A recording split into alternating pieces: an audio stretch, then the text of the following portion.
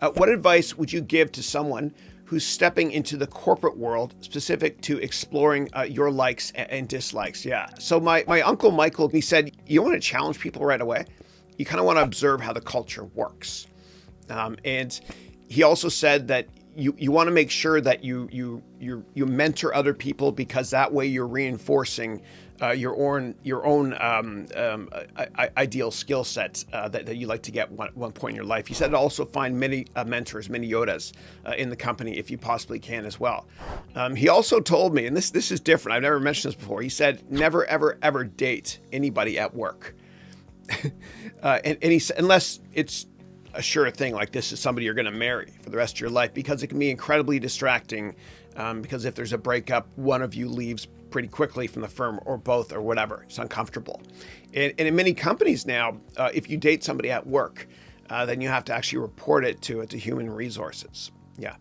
And he also told me never go over anybody's head, your boss's head, I should say, because if you do, obviously it's really going to hurt your career.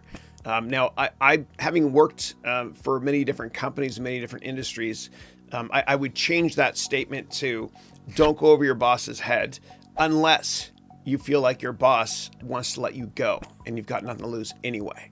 And I'm happy to go down that path if you'd like to. It has to do with corporate politics, which I despise, but sometimes it's do or die. There's a lot of sharks at work, unfortunately.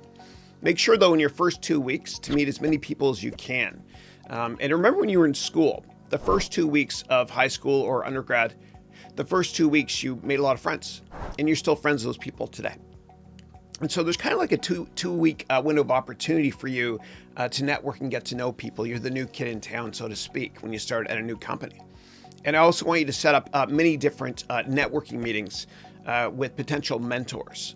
And what you can do is you can actually get my book on mentoring and networking at my website, haroonventures.com. Please download it. It's free.